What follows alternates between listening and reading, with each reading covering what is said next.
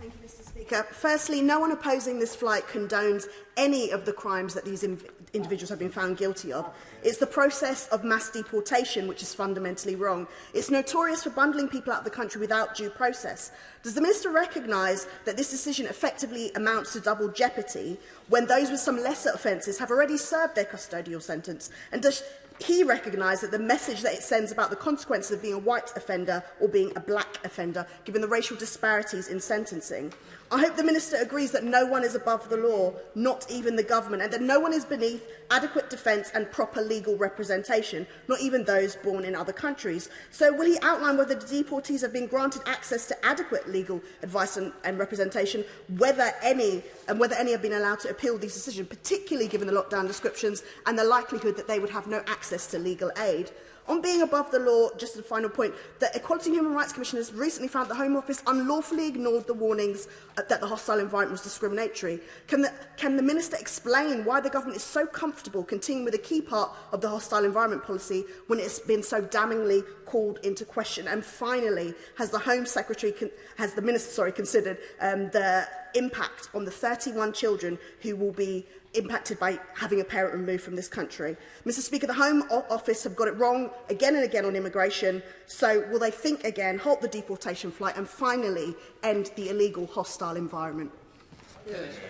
Well, Mr. Speaker, the Honourable Lady speaks of what she calls mass deportations. I've already pointed out that over the last year, of the 5,800 people who've been removed, only 33 have been of Jamaican nationality. She mentioned black versus white. She was insinuating in her question there was some element of underlying racism in this. But I've pointed out already that the majority of people, the vast majority of people who are removed or have been removed this year have been removed to European countries. This policy applies to people from Spain and France and Italy as much as it does to people from Jamaica. There is no element of discrimination in this policy whatsoever, and she was completely wrong to insinuate that in some way there was.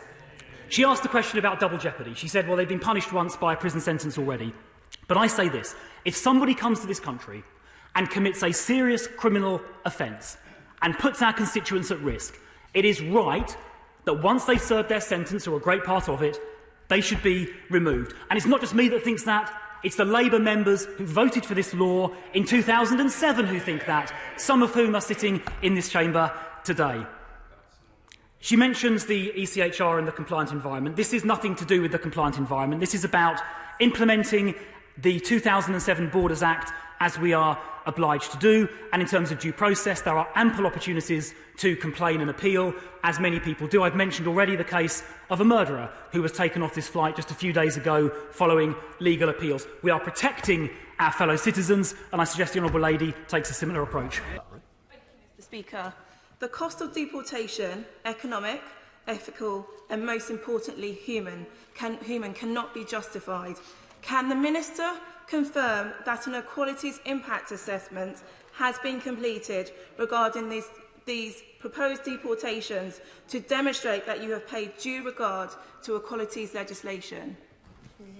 The Honourable Lady talks about human cost. Let me tell her about the human cost caused by these criminals. What about the children who have been sexually assaulted by these criminals? What about the victims who have been murdered by these people? What about the victims of violent assault? What about the people whose lives have been ruined by drug addiction or who have been the victims of rape? What about those human tragedies? The Honourable Lady and many members opposite appear to have nothing whatsoever to say about the human tragedy of the victims. Let's put the victims at the centre of today's debate. They are the people we should be standing up for and speaking for. This government will protect them. Why won't she?